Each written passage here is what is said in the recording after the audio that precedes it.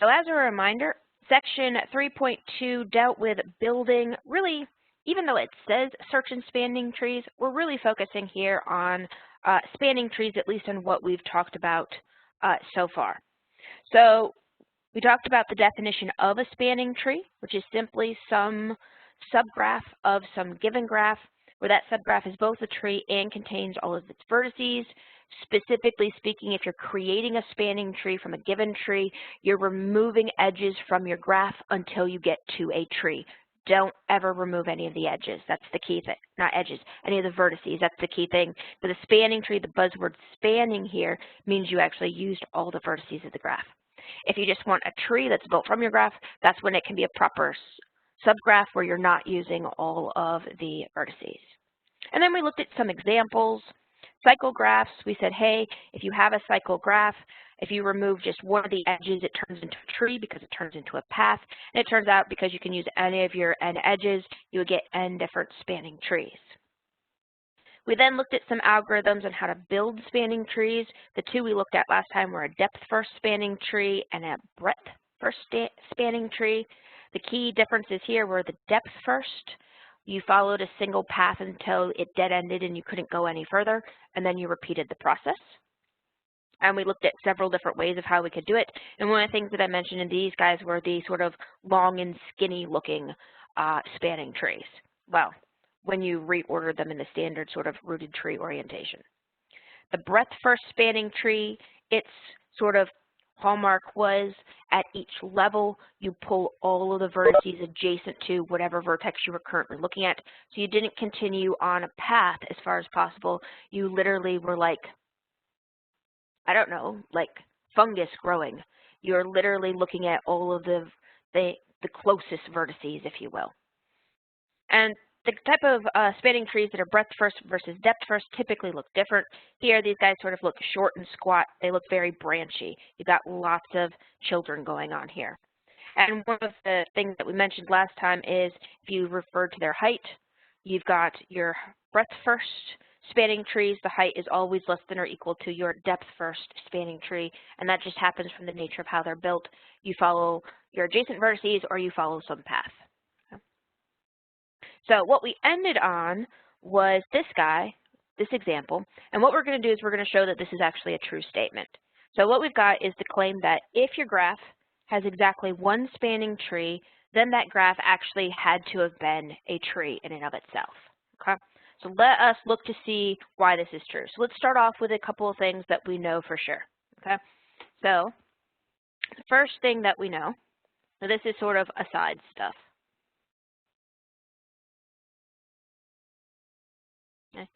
So we know that graph G has to be connected. Now, any guesses why I would say graph G has to be connected?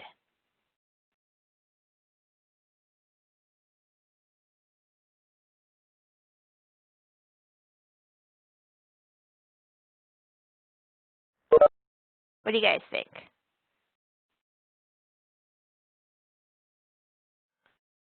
Okay, true. Yes, all trees are connected. But remember, in terms of if-then statements, the only part that you know for sure here is the if part, so before the comma. And then the part in question that we're going to check to see if it is true is the part after the then. So right now, all we have is that our graph G has a spanning tree. Okay, yeah, you could flip it around. If you're a disconnected graph, you're not going to get exactly one spanning tree. Instead, you could get a spanning tree on each of the components, but not a single spanning tree over the entire graph. So we would know that this guy is connected since G has a spanning tree. So what that means is in the context here, you would then you'd know that we're really just dealing with connected graphs. So if you start thinking of all of the cases, maybe if you're going further on, later on down, we don't have to consider the case where the graph is disconnected. Now, second thing is, and this is going to be how I'm going to write this stuff up. So this is just logic. It's not specific to graphs. Okay? if you have an if-then statement, so if P, then Q, symbolically, if P, then Q, you also have the contrapositive. Now, the contrapositive statement is if not Q, then I meant to have that in a capital letter, then not P, or symbolically, not Q implies not P. Now, here's the question. Have any of you guys dealt with contrapositive statements in the past? If the answer is yes, what do we know about contrapositives as opposed to their original if-then statement? The two statements are, there's a buzzword here, but there's also a descriptor. Any guesses on the relationship between these two statements is the thing I'm trying to get out of, or the question I'm trying to answer. Logically, they are blank.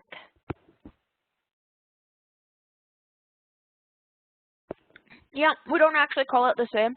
The buzzword is logically equivalent. The symbols would be three little bars. They're not equal because they're not exactly the same, but logically equivalent means they have the same truth value. So for example, if the statement, if graph G has one spanning tree, then graph G is a tree, that happens exactly the same thing as if G is not a tree, then G doesn't have one spanning tree. Okay? So what we're going to do is we're actually, in this particular case, it's pretty difficult if you start with your starting point of having one spanning tree to show that graph G actually is a tree. So we're actually going to do this as a proof by contrapositive. We're going to go ahead and assume that we don't have a tree. We're going to assume that graph G is not a tree. And then what we're going to show is there's no way that that graph G is actually going to be able to have one spanning tree. So this is the outline of what we're going to do. So outline G not a tree. Then we're going to try to get to the conclusion that G doesn't have one spanning tree. And if we can show that that's true, then the actual statement in red up there at the top of the screen will also be true at the exact same time. Okay? So let's see what we would actually do.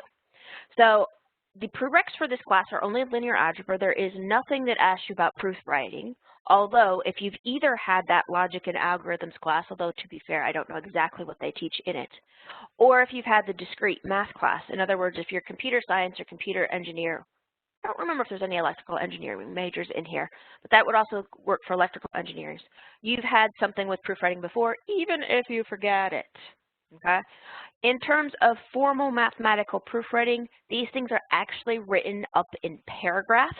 So if you try to read through your textbook, and I don't know how many of you read through it or not, I know a couple of you do from your comments, and you've got all of those paragraphs inside of the book, some of that is just him jabbering, and some of that is him explaining why something works.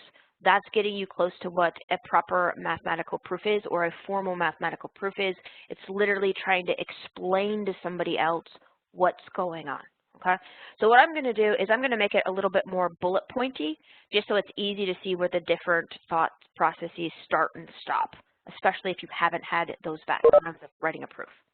So what we're going to do is we're going to start with assuming that G is not a tree, see what happens from there, and we're going to try to end up with a conclusion that we don't get exactly one spanning tree. So here's where we actually go. And proof just is the buzzword in math that says you're explaining why something's true. So we're going to start off and we're going to say, let's suppose we have some graph G. So suppose graph G has a spanning tree. So we still need to be in the realm where a spanning tree actually is occurring, but we're not going to assume there's exactly one. Okay? But G is not a tree. Okay? So in other words, you're looking here at a connected graph that is not a tree. So if you wanted to, you could actually say connected in here. I didn't do the word connected because connected wasn't actually explicitly stated up here in the original statement. Now, if graph G is not a tree, what do we know? Well, the definition of a tree says all trees are not allowed to have any circuits whatsoever. So if you're not a tree, what's the defining feature of being not a tree? You have to have a circuit inside of your graph. So then,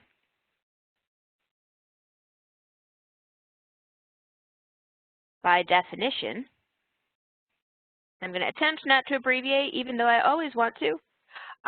G, our graph, must have a circuit in the graph. Note, all circuits are, if you pull them out of the graph, are some version of a, well, you could say that they are a subgraph of your original graph G, specifically a subgraph that is isomorphic to one of the cycle graphs, Cn something, whatever the n is, okay? Now, let's say that this circuit is a subgraph of G that is isomorphic, and I'm just going to do isomorphic of one of, and then I misspelled isomorphic.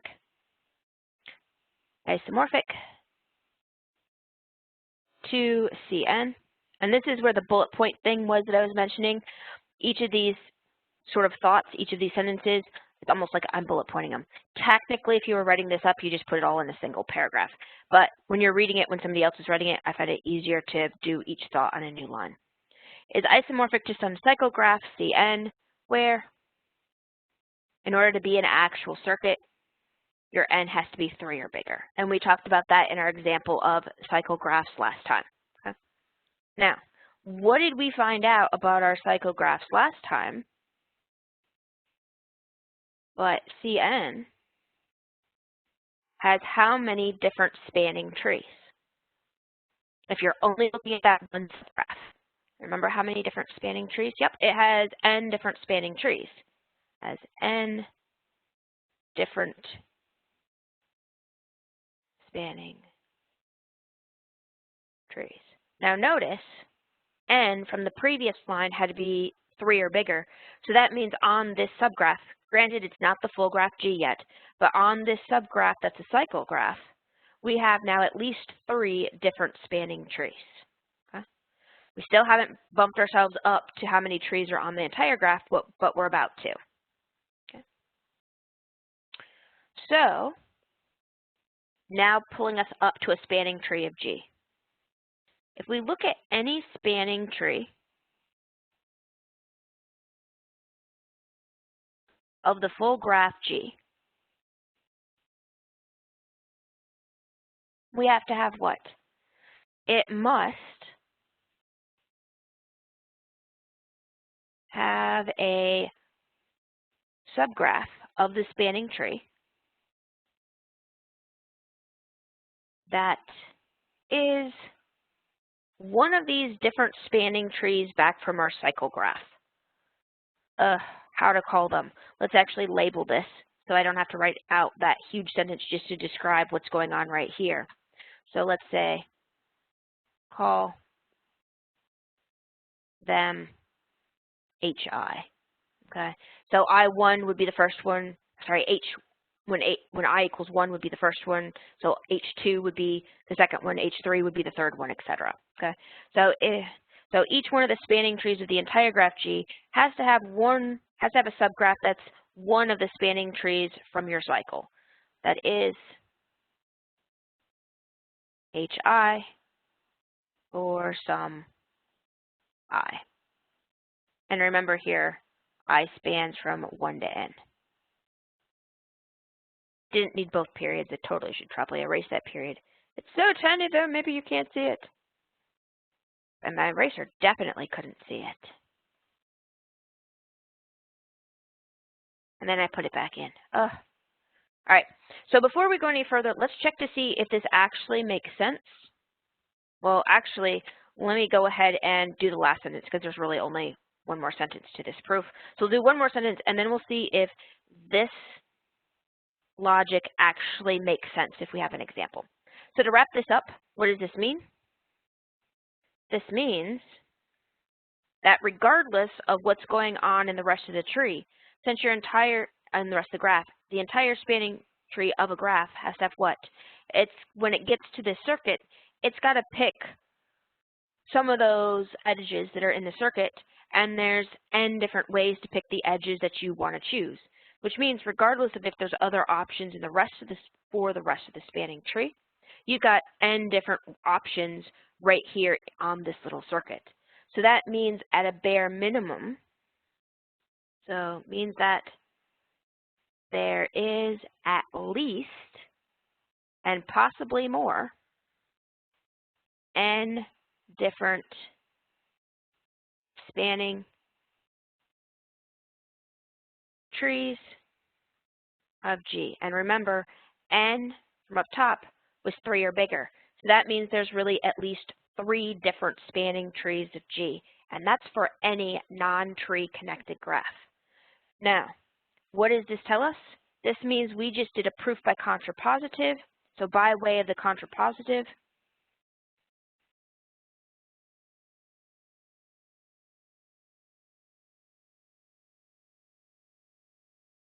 so this just tells your reader or your future self, except I wrote contradiction instead of contrapositive. Let's try that again. Contrapositive, we get that, I didn't leave myself enough room. We get that if G has one spanning tree, or exactly one spanning tree, it must be a tree. And there is a formal mathematical proof. Now, let's put it in a little bit of space and see if we believe all of that. Oops, that did not leave ourselves enough space here. Probably should have a little bit more space for our pictures. Now, typically, if you do this by yourself, what we're about to do would be something that you would do before you actually finish writing this. This would be like scratch work to the side, okay? So let's put in an extra example. So example or illustration. This would be why we believe what we just talked about. So first thing is, let's do a couple pictures of G. Okay? So suppose you have, actually let me make G in red so we know what the original G is. I'm going to do a really, really lazy graph. It's only going to have 4 vertices. And maybe it looks like that. So A, B, C, D. Okay? And what we want to do is we want to find all of the spanning trees of this particular graph. Now notice this graph is not a tree.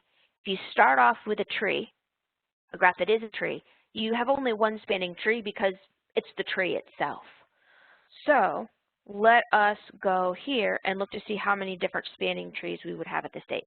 So this here, this illustration, is only looking at the illustration of if you've got a circuit in your graph, and notice we've got this little 3 circuit right here, how many different spanning trees do you actually have in this graph?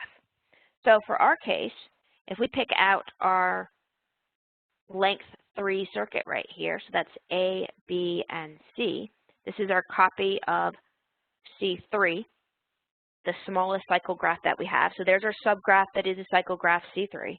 What can we have? For C3, we could get, well, we could get rid of the edge AB. So A, B, C. We could get rid of the edge BC. Or we could get rid of the edge, what is that? AC is the only one I left off. Make sure I made all copies of that. We got 3 of them. We should have gotten 3 of them. Now, how do we use this information to build a spanning tree of the original graph? Any guesses what we would do to get a spanning tree of the original graph from the work we just had? Don't overthink it.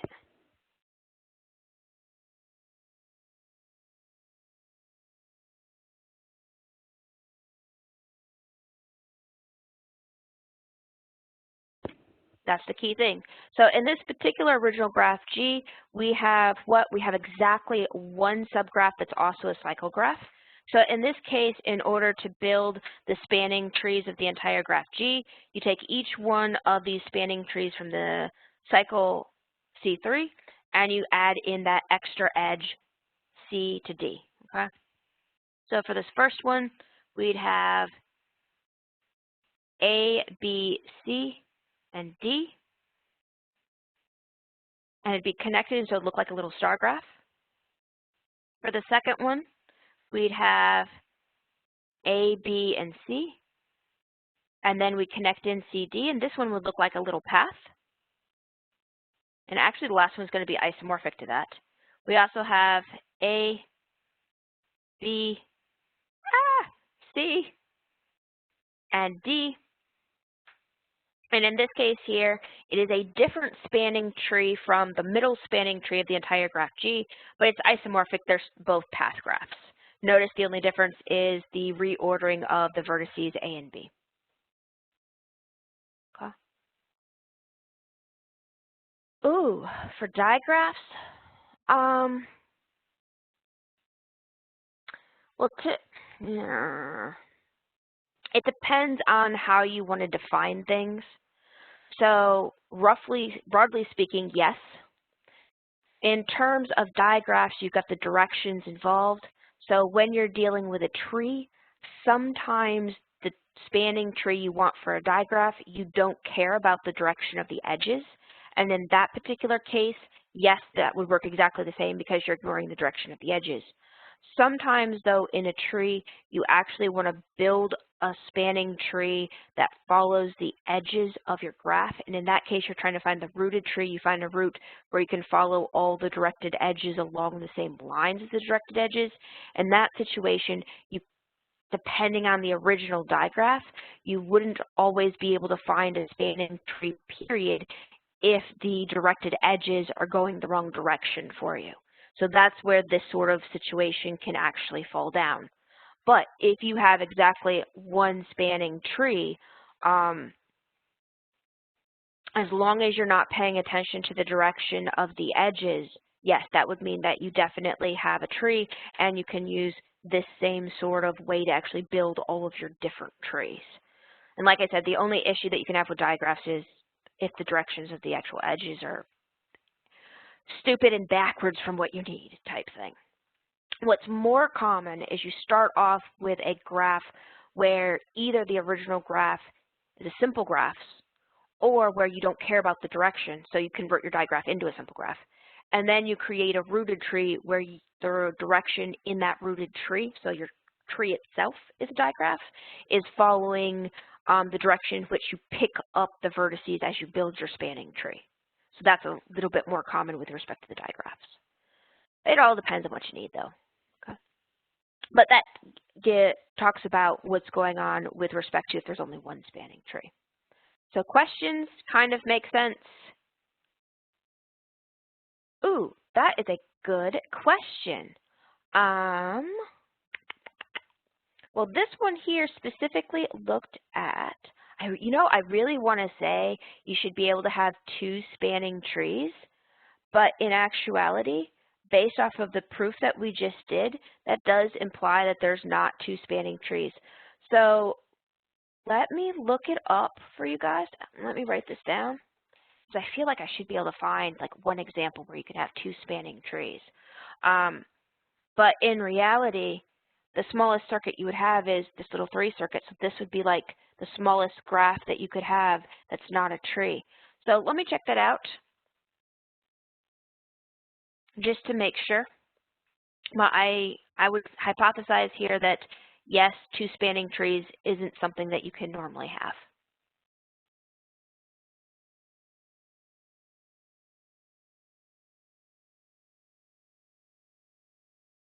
Okay. Other questions with what we've done so far? If not, we're going to move on to another way to encode trees.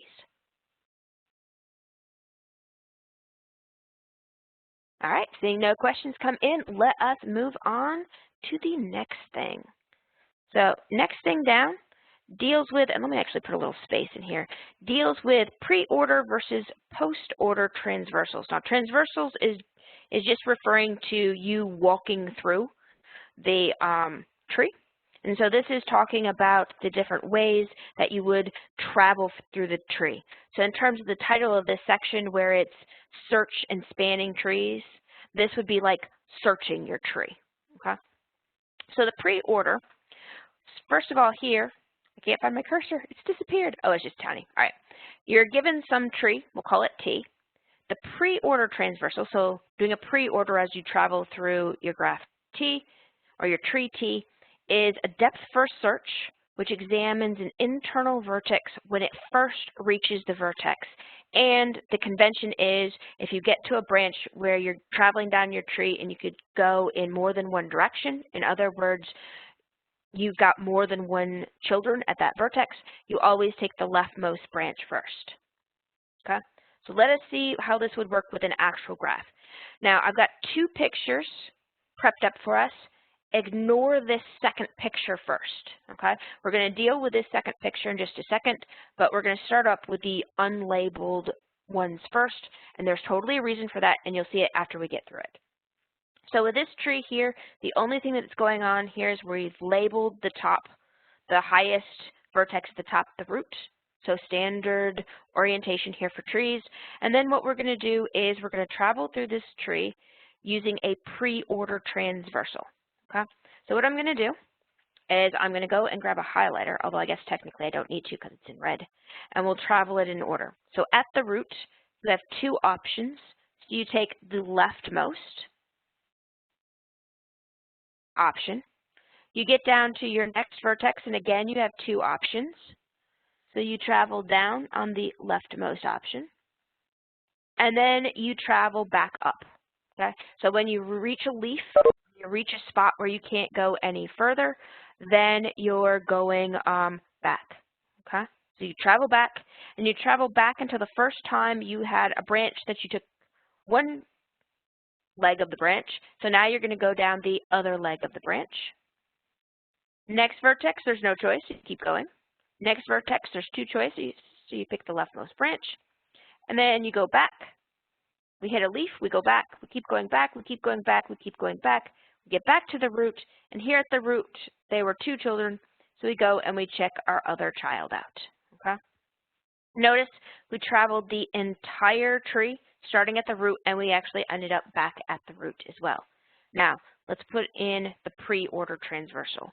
The pre-order transversal is we are going to label these vertices starting with the number 1, then 2, then 3, until we actually get to the very end. And it's the first time you reach the vertex. So who would be labeled vertex 1? Any guesses? So we'll label vertex 1 the root. Now, which one of these guys is going to be labeled vertex 2? In other words, what's the next vertex we travel to? Right? So if we look at the root, it would be the left child of the root. Or if you wanted to reference this picture, and I totally put on labels here so you could if you wanted to, it would be this guy right here.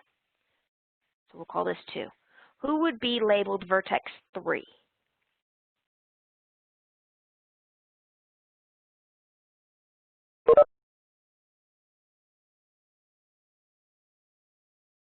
Yep. So at 2, we traveled down on the left child right here, which corresponds to D in that other picture. So we labeled this guy 3. Now we come back to the vertex we labeled as 2, and that's fine. We're not going to relabel it because it's the first time you reach the vertex that gets the label. So who would be labeled as vertex 4?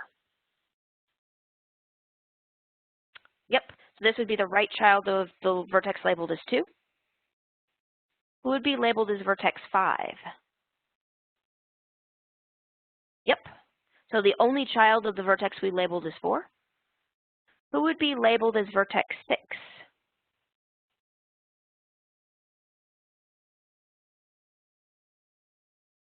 Yep. So when we look at vertex 5, it's the leftmost child over here, or correspondingly, G when we had lettered labels. Now, when we were at 6, we went back to the vertex labeled at 5. Who are we going to label as the which vertex will we label as 7?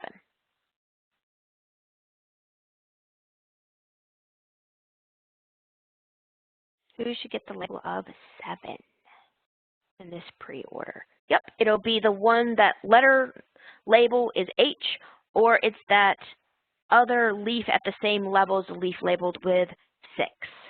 Now, have we labeled all of the vertices that we touched in this transversal, or as we traveled through the tree?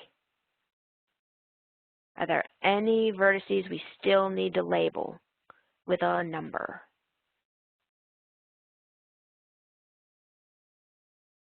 Yep, so the other child or the rightmost child of the root, we actually did get to him. So after we hit this vertex we labeled with a 7, we traveled back to 5, you don't label it again. You travel back to 4, you don't label it again. You travel back to 2, you don't label it again. You travel back to the root, but here, don't forget, you go down the other branch of the root, and here we'll get the vertex that's labeled with an 8, okay?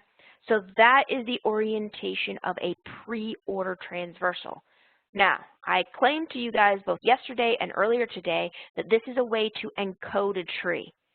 So, in order to encode the tree, you actually have to have the original names of your vertices. Any guesses how we would encode the tree? Hint, it's going to be a sequence of all of the actual vertex names. They won't be the numbers 1 through 8. Any guesses how we would orient those vertices A through H?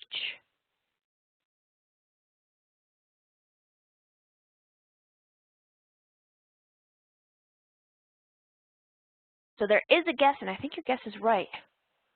So what you would do is you actually will order these guys in a finite sequence by the number of when you reach them. So 1 corresponds to the root, so you'd write down A. 2 corresponds to B, so you'd write down B second. 3 corresponds to D, so you'd write down D third. Who does 4 correspond to? E, so you'd write E next. 5 corresponds to F. And what would be the last 3 that we should write? In other words, the vertices that correspond to 6, 7, and 8 in order. Yep, so that would be G, H, and then C. Notice here, in terms of the order, so these are the vertices. These are the pre-order numbers. So 1, 2, 3, 4, 5, 6, 7, and 8. Ah, that was a terrible 7. We'll pretend that 7 is written better. Okay. It turns out pre-orders and post-orders, just like with proofer codes, are a one-to-one relationship, and that is a good question, but I'll need to put some more space in here. So just a second, let me get some more space in here.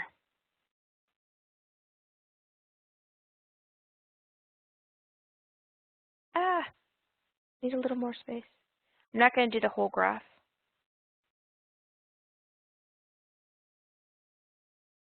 It turns out in these guys, what's a good way to write this? I need to get this back at the top. If you have something like this, so get those letters and vertices at the top, you know you have this guy, okay? So in terms of what would happen if we actually do, trying to think of the best way to write this out. Not gonna lie, when I normally write these, I've got all of these guys in numbers.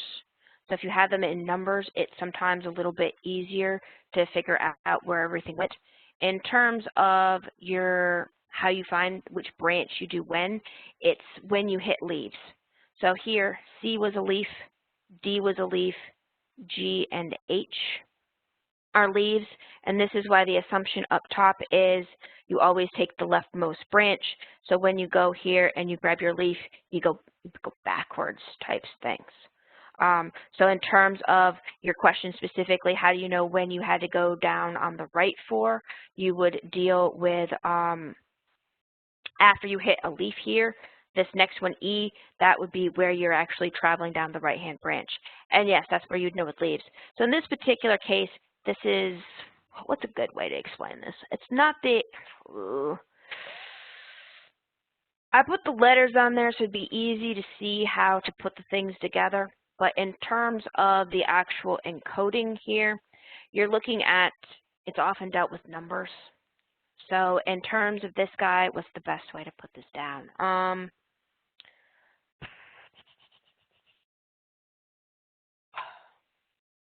Let's see if this example will help. So we had A, we had B, we had D. So in this particular case, if we did something like, okay, and then we wanted to go back with letters, it's hard to see, but if you had this in something like numbers, they look like this. Something like 1, 4, 7, 2, 3, 6, 5. So this would be like something that you could see in what you'll often see it actually written out as when you're walking down these things. So like this part would correspond to, you keep taking your left branches, then that would correspond to like a leaf. Notice, why would I pick on the 7? Because the next number right here would be smaller. So then the next thing that you travel down would be 2, 3, 6. Here, 6 is your big thing number, so that would be like your leaf. And then 5 being smaller here, that would be like when you go back and take your right-hand branch. So in terms of dealing with these things, if you went down, try to build this particular tree, I don't have enough space right there. We'll move it over.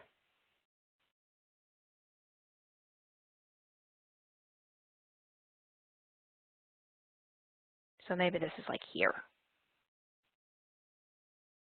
So if we then tried to draw, and notice this guy does not have as many vertices as the other one. If you try to then draw this graph, you'd be like, all right, 1, 4, 7, and then you're like, oh, okay, well now I'm going to go back up here, and I go back, doop, doop, doop.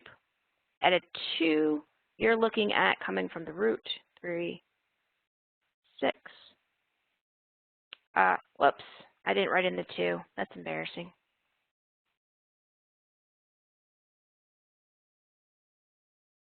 6. And then to go back for the 5, you go back up, and you go back up here to the 3.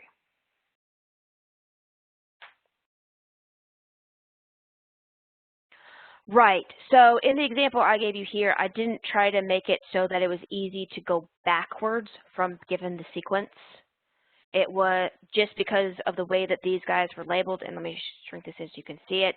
When you're labeled here with the letters, and I just made the letters here so there was a difference between numbers and letters, and this gets asked like every summer. I need to change this example over. The goal here was just so it'd be easy to tell which were the pre-order numbers and which were the actual vertices.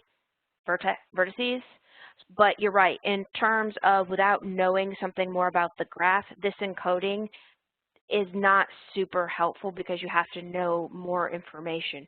And that's probably the reason why, I don't know, all the times that I've actually ever used pre-order and post-order, actually we use post-order mostly, they were written out as actual permutations, in other words, numbers, 1 through whatever, in this case 1 through 7 jumbled. And what you would do here with having those jumbled numbers, you could then start looking at where you put things. The largest numbers would tell you here where the leaves are, and in terms of actually attaching the right branches, you attach this 2 to somebody who's smaller than 2. So that's why I had on this second branch right here, so that second part right there, I had to go all the way back up to the root at 1. On the 5, I went up to the next number that was smaller than 5, and I just went up to the 3. So that would be a way where you could actually recover these graphs specifically without knowing some extra information. Did I actually take care of all of those questions? Because I know I accidentally got way more questions than I intended to, mainly because we couldn't undo this sequence. And that was just because I picked the numbers, I picked the letters A through H, which were not helpful. All right, so follow-up questions. I'm going to assume I answered all of those guys. So this would be the idea behind pre-order. You can do essentially the exact same thing with post-order. I will warn you, I use this same example for post-order, so we're going to run into the same issue with the letters. So post-order does almost the exact same thing as a pre-order encoding. The post-order transversal of a tree is still a depth first search. It's still going to look through all of the vertices. It's still going to go down a branch, leftmost to rightmost branch.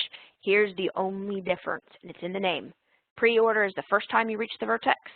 Post-order is the last time you reach the vertex.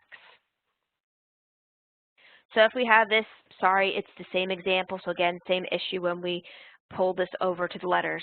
But when we look at this example without the letters involved, what happens here? We go down. You'll start at the root. Again, you'll still travel down the tree in the same exact orientation. But now we're going to put the numbers 1 through, what did we have, 8?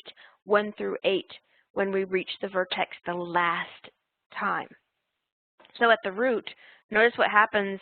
We touch the root the first time, but we're going to come back to it. We touch this branch, this vertex that's degree 3, first time, but we're going to come back to it. When we reach this leaf, however, that's the last time we're going to ever come back to that leaf, so we're going to label it with a 1.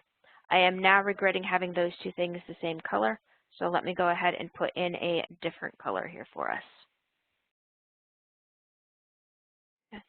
So here would be, that's a bad different color. Here would be a 1. That's also a bad different color because it probably can't show up very well. Let's try a sane different color. How about, well, blue. Blue should help. 1. Awesome. So then we still travel back. We get to this branch. We then go down the other branch. Are we ever going to reach this vertex right here that in letters is called B? Are we ever going to revisit vertex B here? What do you guys think? Are we going to come back? Okay, so yeah, we will come back, so don't put any numbered labels on it yet. Instead, we're going to keep on going down the tree. Here, notice what happens next. We're going to get to this vertex that has only 1 child. Are we going to come back to that guy? We totally are, so don't label it yet. We'll come down to this next vertex that has 2 children. Yep, we're totally going to come back to it. So we're going to come down here to that next leaf. Now, are we ever going to revisit this leaf?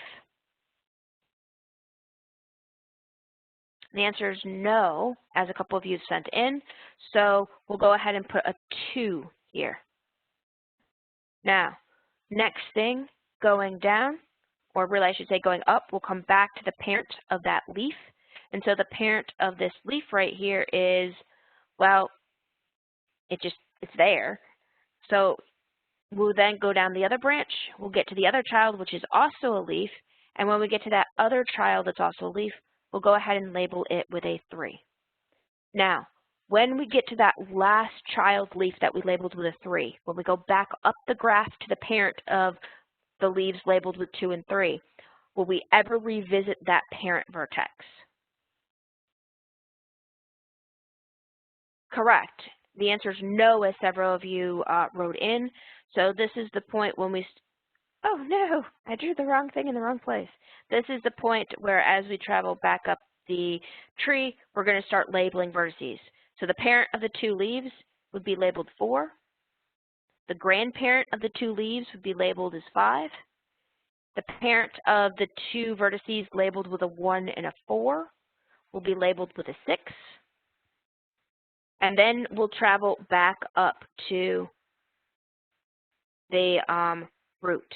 Now, when we travel back up to the root for that second time, is that the last time we're going to travel to the root?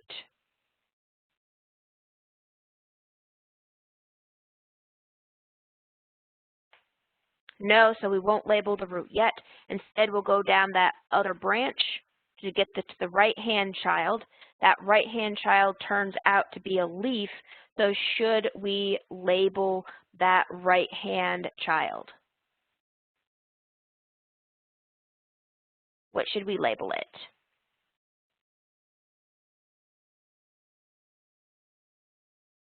Okay, so we'll totally label that right-hand child with a 7, which then tells you what about your root.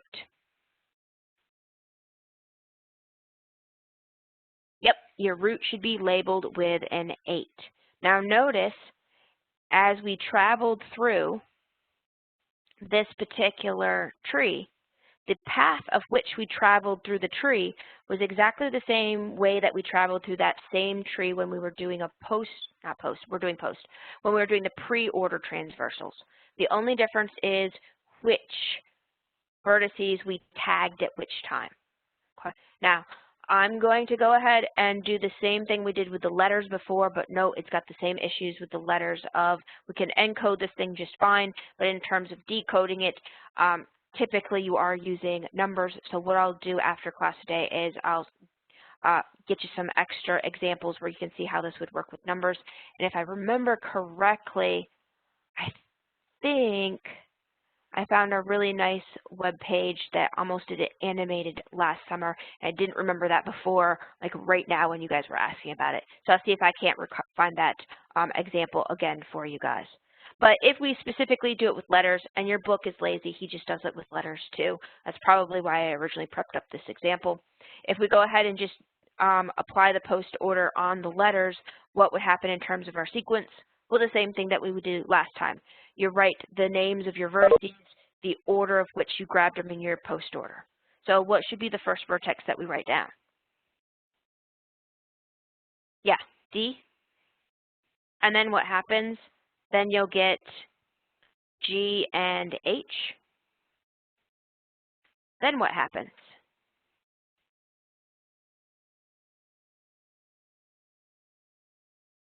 Yep, then you'll get F, which is the fourth one. So fourth one right here. Fifth one is E, so we'll have F, E, and actually B to go up to the sixth one. And what would we end on at the end over there? What would be our last two? Yep, C and then A. Perfect. Okay. Notice here, in terms of your numbers, as you're looking at these guys, if we actually wrote these out in with numerical things, like with this sort of on-the-fly example, here you're looking for your largest numbers before you drop. So those largest numbers here are really looking at dealing with your leaves. It'll flip with a post order. Here your leaves are going to be ending up with your smallest numbers. Okay, so it'll be a similar type strategy if you use this with numbers, but with the post order, you'd be focused on looking for a change between tiny number to big number, where the tiny numbers would be the leaves in this time. So you're talking about something similar to this one?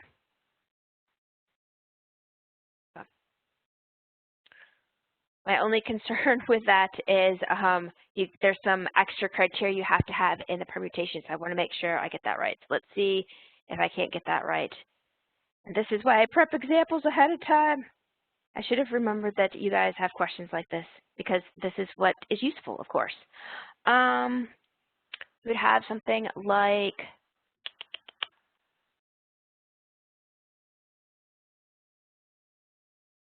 let's do a slightly smaller example, so maybe something like 5, 4, 1,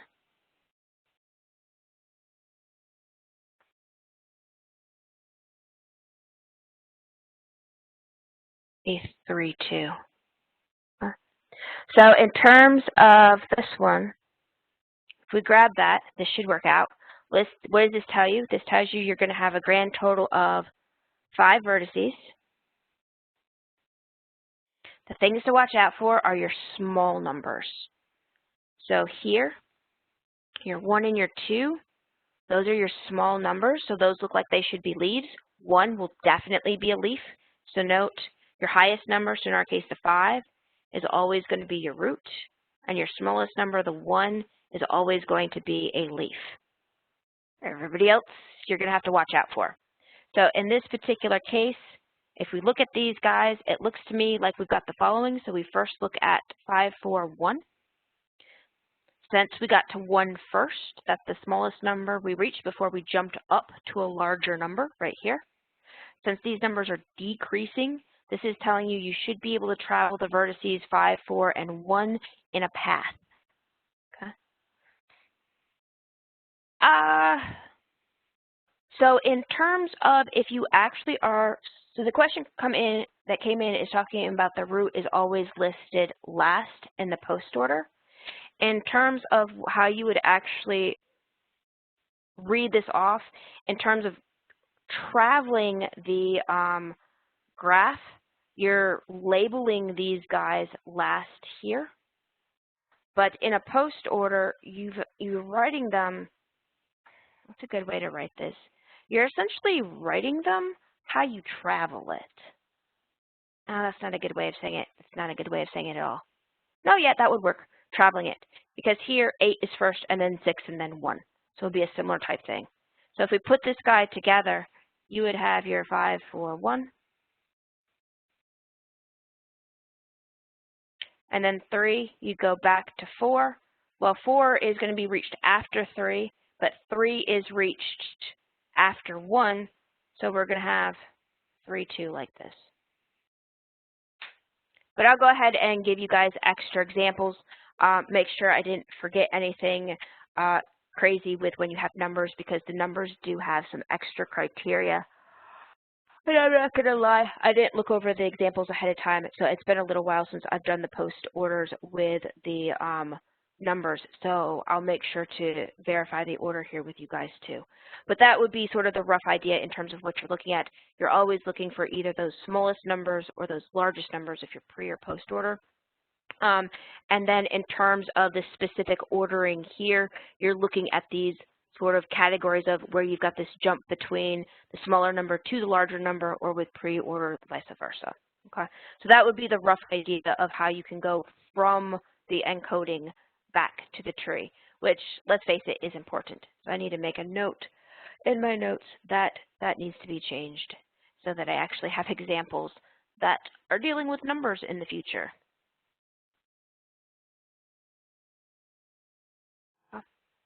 So hopefully that made a little bit of sense. Your book only talks about these guys with respect to the letters. So if you were comfortable with what's going on in terms of getting the pre or the post order transversal from this sort of situation, you're fine for the only thing that your book's going to talk about in terms of homework. But in terms of actually using it, yeah, you guys are right. You need to have something like this, so I'll get you that extra information. So that's it for section 3.2. Other questions from you guys? Sorry I didn't have that other thing prepped up ahead of time. I dislike doing examples off the top of my head if I haven't played around with them recently. And unfortunately, I haven't done that recently with the pre and the post orders. I used to do it a lot, though. Anyway, I digress. I don't see any other questions coming in from you guys, so let us look at our next topic, which is looking at one specific type of question. And the one specific type of question is the Traveling Salesperson Problem. And if you look this up online, it's also called the Traveling Salesman Problem. And there's a couple of different ways that you can implement it. The way that I'm going to present it here is similar to your book with a slight adjustment, mainly because the way that your author presents it, for the most part, is good. But one of the things he does in terms of notations can make you easily get the wrong information if you're not paying attention. Okay. So first thing is your situation. The situation is you've got some person who needs to travel a bunch of cities. It was originally developed for the salesman. I forget the date when this was developed. It was a while ago. I'm not going to guess. It was a while ago. I'll just go with that. And so there's like, hey, the salesman, he's going to travel around to different cities. He leaves his house. He goes and visits whatever cities he's going to go and visit, and then he has to return back home. So it's now been updated to Traveling Salesperson Problem, and you can totally think of it as any entity person or otherwise, that needs to travel from some location to some other locations and then get back again. There you go. There's the dates. Okay. In terms of the key thing that you need to do in the problem, how this one is presented is you've got cities and you only grab the cities for your salesman or your salesperson that they're actually going to need to go and visit. And the underlying assumption that is not in this graph, but what we're going to do for our examples, and the only ones that are in your textbook as well, is we're going to assume that you can actually travel between any of your cities. In other words, the graph that will model your city structures or the roads between your cities is going to be a complete digraph, okay? So here's what this thing would look like. This is not a complete digraph. Here you've got 4 cities. The person can travel between these 4 cities. The only cities that can't be traveled between are cities 1 and city 2. For whatever reason, there's no way to get there. Oh, and city 1 and 3, okay? Now, what do these 2 arrows, these 2 directed edges represent? Don't overthink it. We're traveling between locations. This is literally representing, so this arrow right here that's got a 4 on it, and I'll tell you what the 4 means in just a second. This is you traveling from city 4 to city 1. Now, what are all of these little numbers attached to the arrows? Those are considered the cost to travel between whatever cities they're between. So this arrow with a 4 on it between city 4 and city 1, this is a cost of 4. Now, what does that specifically represent? It depends on your specific problem that you're modeling. So if this is actually, if you are traveling between these cities, maybe these 1 through 7s here is something like a cost per mile traveled, maybe. Maybe it's gas prices, which are not currently applicable, but a while back some of them were a little bit more applicable. Maybe it's something in like hundreds of dollars that includes things like the cost of gas to travel, the cost of maybe a hotel room if this is going to be overnight, maybe the cost of whatever it is you're trying to sell. If you're going from city 4 to city 3, maybe you have to have, I don't know, you bring something special. I can't even think of what off the top of my head. Maybe it deals with toll roads that you're traveling through. Whatever these things actually are, they're representing what it costs to get from a city, I'm here on 4, to some other city on city 2. And notice they can be the same back and forth between city 2 and 4 here. The cost was the same. It didn't matter the direction you traveled along those roads. But notice it doesn't have to be the same here between city 2 and 3. It costs different amounts if you travel in one direction versus the other. Okay? So this was just a model of some of the things that you'll see. We're going to get to an exact example here in just a little bit. Now, what's our goal? Our goal is to actually find a route or find really a circuit where your person can start at one of the cities, travel around and reach all of the other cities, and come back to the starting city with the minimum cost, so the cheapest possible route, if you will. Now, this is the background. And notice we didn't get super technical in terms of the math.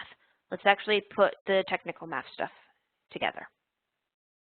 So what this actually means in terms of stuff we've already done, we're actually going to be building a Hamilton circuit. Specifically, we're going to avoid using an edge more than once. We're going to avoid, well, it's less about avoiding edges. It's more about we're avoiding visiting a city more than once. So we're going to go and visit all the cities that we have, and we're going to visit each of those cities exactly once and then return home. And this minimal cost Hamilton circuit refers to when we travel across whatever directed edges we travel across. When we add up all of those costs in the Hamilton circuit, we want to pick the Hamilton circuit that's the cheapest. That sum of all those costs is the smallest. Okay? Now, one of the things that you would be given, or that you will be given, at least in this course, in other situations, maybe you just have all of these labels on the graph itself, but you'll actually be given, in our course, we're going to have a cost matrix. Each individual entry in the cost matrix is going to be each of these numbers that are currently on the graph up on the picture at the top of the screen. So it'll be the cost that travel from city I to city J. So we'll actually label these cities 1 through 4, or however many cities you actually have. And then we're going to go in and say, hey, the cost to travel from city 1 to city 4 is 3. So in here at the entry, row 1, column 4, we put a 3. in terms of how all of the homework is in your book, he actually just gives you what the cost matrix is and then says, all right, here's your cost matrix. Go find that minimal cost Hamilton circuit. So in that case, you wouldn't actually see the matrix, but you can build up to the matrix, and you could actually pull all of these numbers and put them on the graph. I don't say build up to the matrix. If you have the matrix, build the graph, and then put the costs on the actual graph. Okay. So there's several ways that you could present this. Your book only gives you the cost matrix. Now, in terms of what we're actually going to be doing, in order the algorithm, roughly speaking, that we're going to be using is something called a branch and bound method. You don't have to remember this method's name if you don't want to. Honestly, it's more of a descriptor anyway. But here's the idea of what we're going to do to build this minimal cost Hamilton circuit. Okay? So what we're, too fast. What we're going to do here is we're actually going to systematically, or if you will, strategically, go through and figure out all the possible ways to build all of the possible Hamilton circuits. And then we'll go and find our cheapest one. Now, in terms of actually building all of the possible Hamilton circuits, if you've got a really, really small example, very few cities, that's something you could actually do. You could literally build all of those guys, all of those Hamilton circuits, and then compare all of the cost. We are totally not going to brute force this, okay? But you can, okay? Full disclosure, if you want to spend all that time to do it, go for it. Branch and bound is a way to say, oh no, no, no, no to brute force. Instead, we're going to be strategic about this. Instead of building the entire decision tree, or as your book calls it, a tree of choices, which is a binary tree that lists out, that tracks all the possible things that you could do to build your Hamilton circuit. So this is, we're going to build a binary tree. Technically, if you want to build out all your possible Hamilton circuits, it doesn't have to be a binary tree. We're going to build a binary tree because we're going to say the smart edge to pick next versus not doing that. So literally, you know, if you're doing a Boolean thing, yes, we're going to do it this way, and then everything else that we don't care about, okay? Now, as we progress through building this decision tree, we're not necessarily going to build out the whole tree. Instead, we're going to do a depth-first search of this decision tree. Each one of the vertices in this decision tree, so I'm just walking down the bullet points right here. Each one of the vertices in this decision tree is where we're currently at in building up to a complete Hamilton circuit. When we actually get all the way down to a leaf in our decision tree, so where the cursor is, you'll actually have closed up and gotten to a full Hamilton circuit. Now, in order to figure out where to go down this decision tree, in other words, which is the smart branch to pick at each decision point, we're going to do something, we're going to keep track of the current cost of your Hamilton circuit. In other words, we're going to keep track of if we've progressed this far in our Hamilton circuit, how much does it cost us so far? Then what do? You compare your two options, or whatever options we haven't finished out to their leaf nodes yet, and you'll compare which one's the smallest, and that's the one that you're going to push through, okay? This is why I say it's a depth-first search, sort of, okay?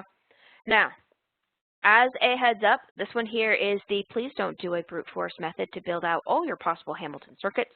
Since we're going to start off with N cities, and we're going to assume that we have a road system so that we can actually travel between all N of those cities in either direction, that is a complete graph on N vertices, a complete graph on N vertices ignoring direction, and since we'll have the complete bipartite, the complete digraph on N vertices, you'll be able to go in either direction you want.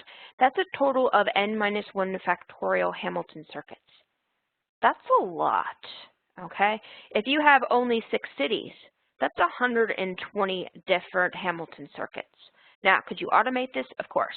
Since I'm going to show you how to do it by hand, although you technically could automate this process, we're not going to do that. We're instead going to use this decision tree and just keep pushing out and building this decision tree as we follow the cheapest paths, okay? So that's the background of where we're going to be looking. And I realize I just talked about factorials. I can't remember. Did we talk about factorials in the past? Are you guys comfortable if I say factorials?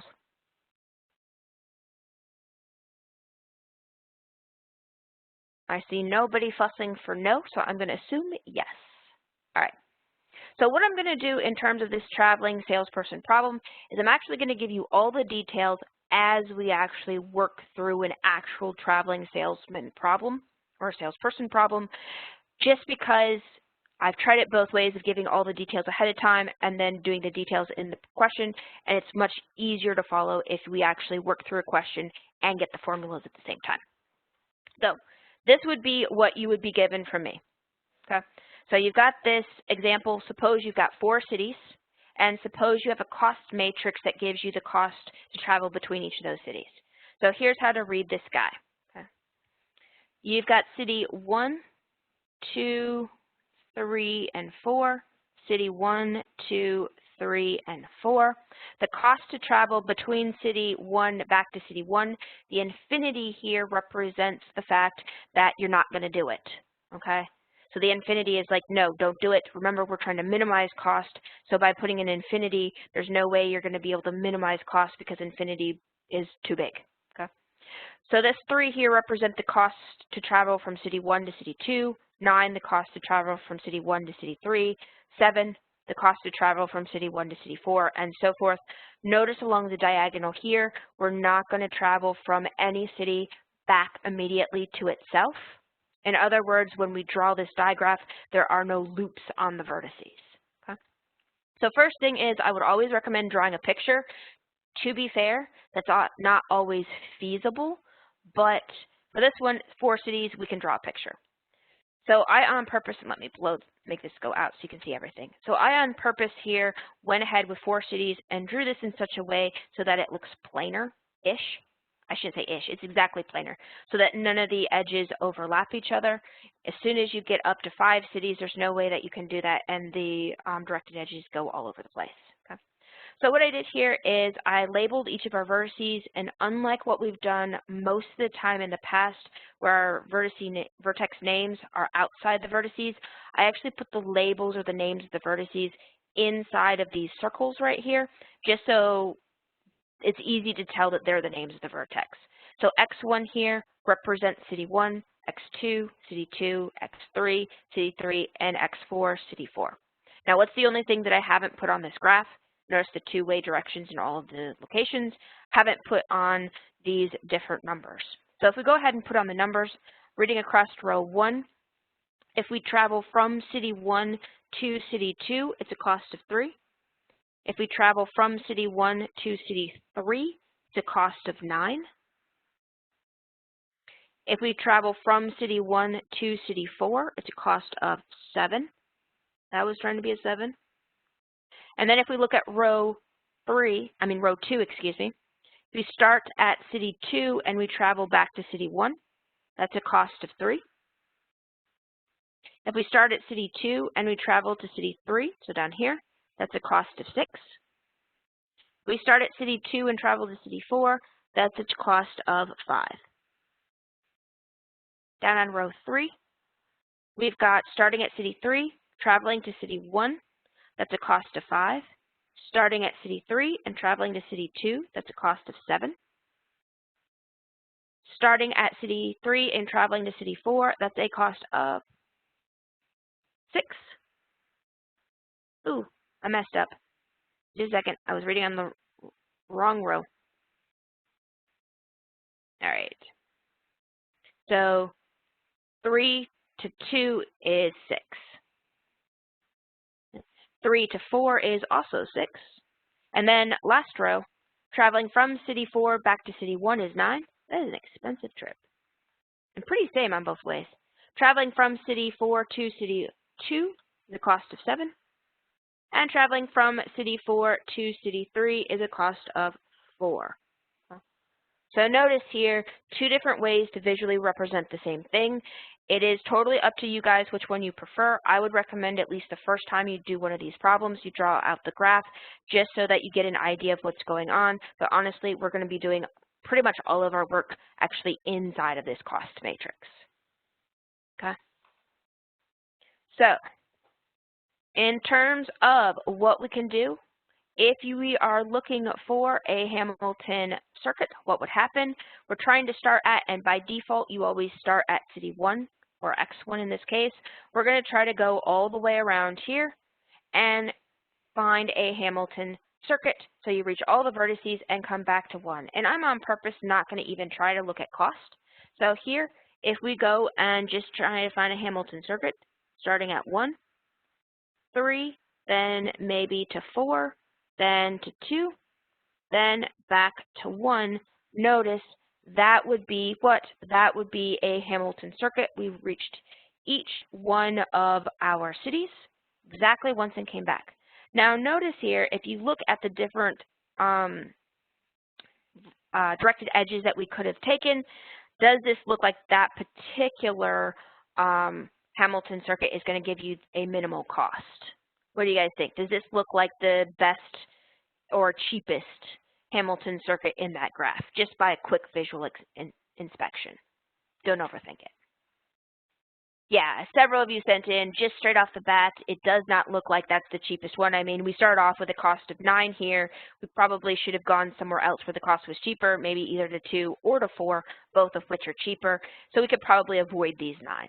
Okay, and it turns out that's actually going to be true. So when we come back here, we'll actually look to see what's the cheapest Hamilton circuit when we're done. And based off time, we're probably going to finish up this guy next time. Okay.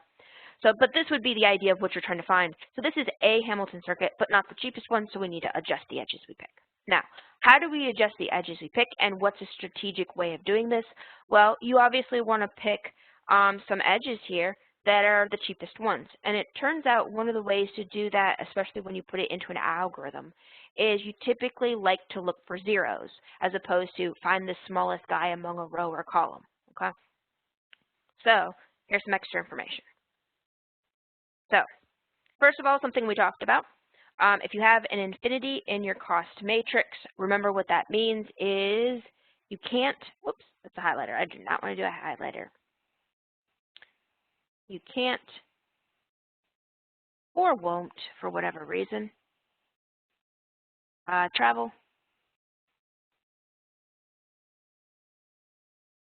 from city I to city J. Okay. And in terms of looking at your Hamilton circuit in your cost matrix, what it ends up happening is you're going to be using exactly 1 entry per row per column in the cost matrix. So we're going to use exactly 1 of the entries from the cost matrix, and we'll see how to.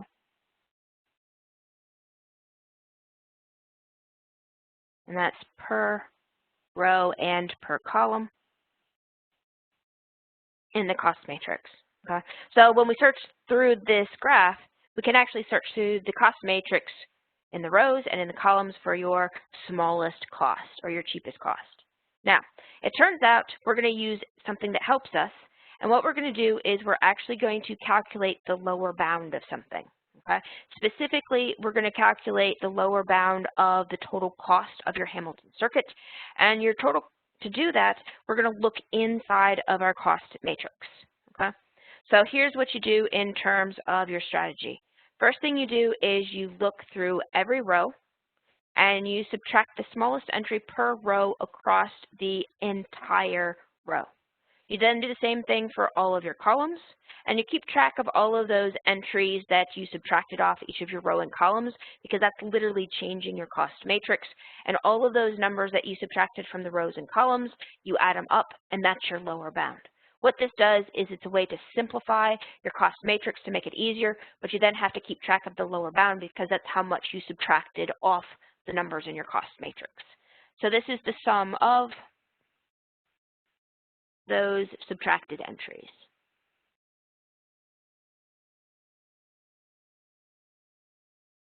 So in our particular example, we've got our cost matrix right here, and this is just a copy of the one we had up top.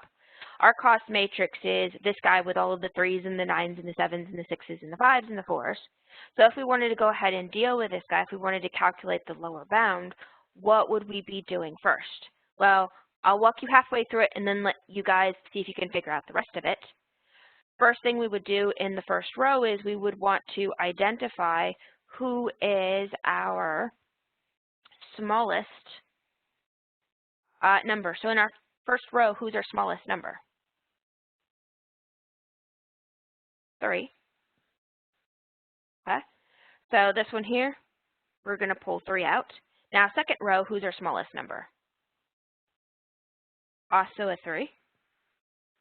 Now, third row, who's our smallest number?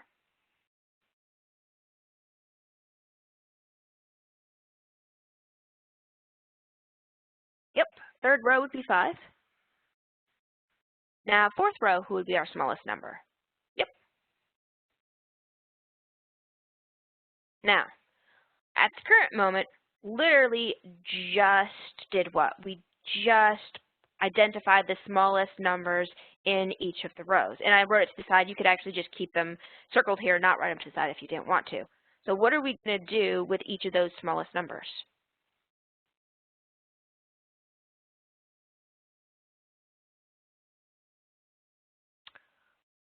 Basically, so in terms of the lower bound, we'll add them up, but I'm not going to calculate the lower bound yet. Instead, what I'm going to do is calculate an adjusted version of our cost matrix. So I'm not going to label this one yet because we're going to do it in 2 stages. The first stage here is what? If we subtract 3's off of all of this top row, what's going to be left? Well, infinity will still stay infinity, but the circled number on the first row will turn into 0, and then the 9 will turn into 6, and the 7 will turn into 4. Notice just subtracted 3 from that top row. Now, for the second row, we'll get what? We're still subtracting 3. So here we'll get a 3. Well, 3 subtract 3, which is 0. Infinity stays infinity. 6 subtract 3 is 3, and 5 subtract 3 is 2. Notice what happened in these 2 rows. Whoever your smallest number was in the row turned into a 0. A 0 is something that's searchable. Notice the reason why we're doing this. The reason why we're doing this is we're going to convert our original cost matrix into a cost matrix where we have a 0, so we can easily identify, hey, I can search through, find my zeros. That's somebody that would be advantageous for me to travel down that associated directed graph in my complete directed graph that I'm trying to find my Hamilton circuit in. Okay. All right. So that would be dealing with the first 2 rows. What do you guys think about the second 2 rows?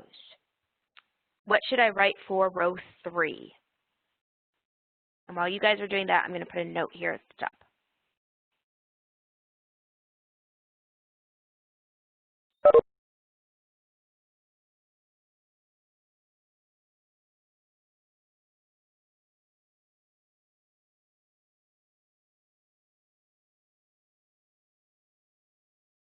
All right, so there's answers coming in. So yes, 0, 1, infinity, and 1. And it looks like we got the fourth row coming in too. The fourth row, when we subtract 4, we would have 5, then 3, then 0, then infinity. Yes. So that would be the adjusted form of our cost matrix. Now, the little note that I put up there at the top of that example tag right there is a poll everywhere question up associated with this particular section, and what it says is, for this particular cost matrix that we're currently working on, see if you guys can figure out what the lower bound is of this particular cost matrix, okay? I'll give you guys a few seconds to do that, and then we will put it all together here in the actual work. So in terms of what you do with this adjusted form of your cost matrix, first you look through all of your rows, which is what we just did.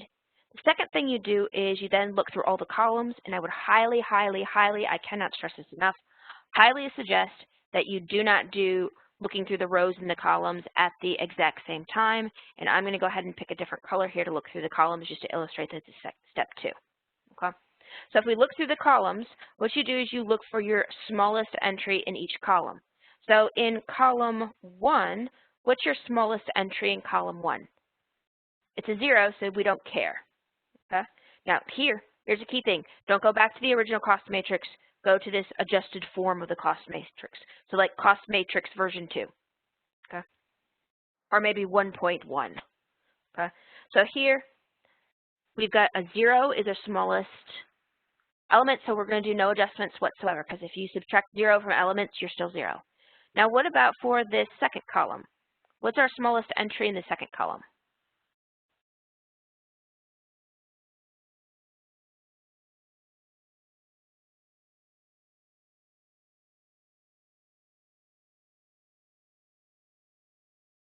So I've got lots of different answers coming in. I'm going to assume you guys all meant 0. So what's the smallest entry in the third column? Yep, would be 0. Now what's the smallest entry in the fourth column? There's where the 1 is. Now here's the deal. If you have a 0, nobody cares. So if you don't write anything down here, you just leave these guys blanks, literally nobody cares. If you wanted to circle things, you could totally circle things too. I arbitrarily circled that 0, but since you have 2 zeros, you could actually circle both of them. Again, nobody cares. Now, why would I say nobody cares with zeros? Because they're not going to do any adjustment factor whatsoever. In terms of adjusting our cost matrix, the new cost matrix that we're actually going to start using when we get into our traveling salesman person algorithm is going to be after you subtract all the entries, smallest entries from the rows, which we've already done, and also subtracting all of those smallest entries from the columns. So we're going to need to do one more adjustment. And no, the order does not matter. So the question was, does it matter if we look at columns first or row columns? No, it won't. You will get different numbers here, but at the end of the day, you should get the same exact new adjusted cost matrix. So here, what happens? When we subtract off 0 from the first column, no change. When we subtract off 0 from the second column, no change. When we subtract off 0 from the third column, no change. So I'll write the first 3 columns, and that'll take just a second. And while I'm doing that, you guys think what the fourth column should be.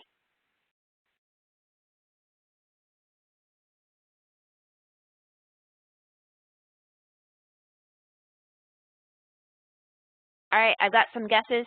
So when we subtract 1 from the fourth column, reading down the column, 4 will turn into 3, 2 will turn into 1, the 1 that's circled should turn into 0, and infinity, well, infinity stays infinity. Now, notice the original cost matrix has now been adjusted, so you have at least 1 0 in every row and every column, and that was the goal. Now, here's the deal. You have to figure out what your lower bound is. That lower bound keeps track of how you've adjusted this cost matrix. So right here, this new cost matrix is telling you what? It's telling you if you traveled from city 1 to city 2, the things that we left off here. If we traveled from 1 to city 2, the cost is 0. Lie.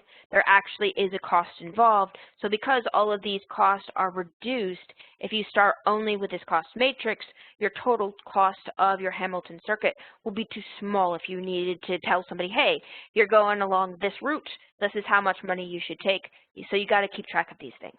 Now, we already talked about what the lower bound is, so I am going to throw you guys to the poll everywhere, and let me share this. I know it's going to get tiny.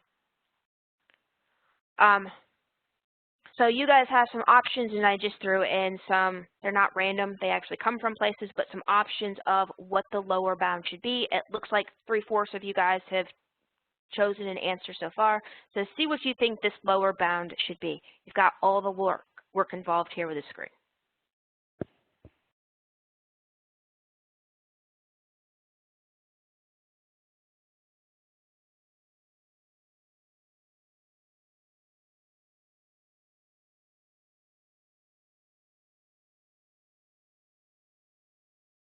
All right, now while you guys are thinking about that, for the last handful of you guys, I'm going to stop sharing that screen so we're not so large. Let me show you how we're going to use the adjusted cost matrix, and when a couple more of you finish doing your guesses, I'll give you the right answer for the lower bound. So this here is where we're actually going to start our decision tree. And you need 2 things, the adjusted cost matrix and your lower bound. Now, here are the assumptions that we're making. we are assuming that we're starting at city 1. If you end up not wanting to start at city 1, tough. At the end of the question, once you find your minimum Hamilton circuit, remember what a circuit is.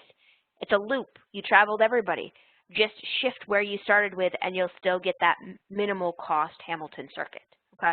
So just for algorithm's sake, we're going to start here with a Hamilton circuit, assuming that we start our Hamilton circuit at city 1.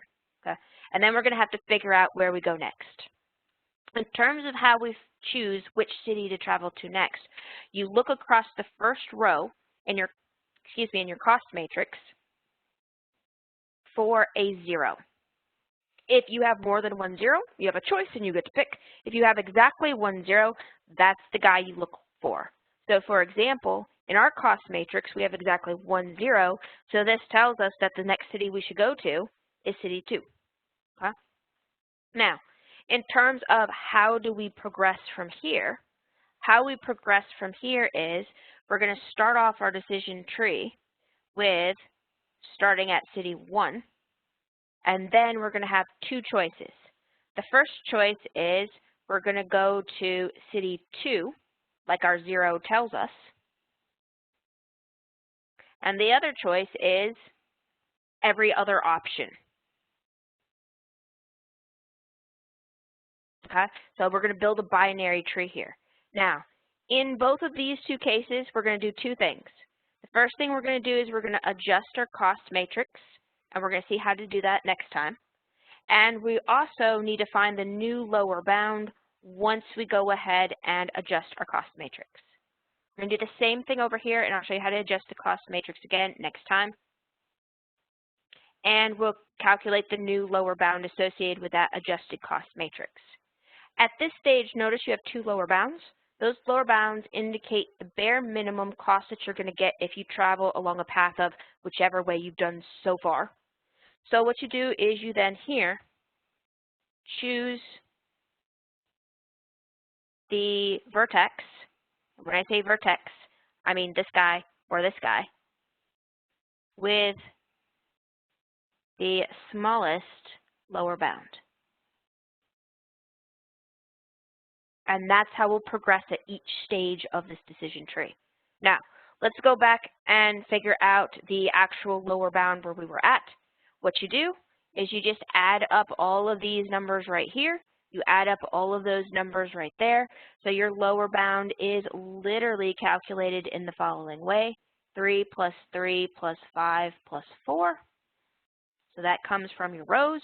And then plus 0 plus 0 plus 0 plus 1. Those come from your columns. So that should add up to what? That looks like 16. Be careful if you do try to deal with the adjustments of both the rows and the columns at the exact same time. What can happen is you can have a weird thing where you don't get the right numbers. And also the other thing that people will forget is to forget to adjust the columns, and this would be 1 less. Those are really the only things that happen with your lower bounds. Okay? All right.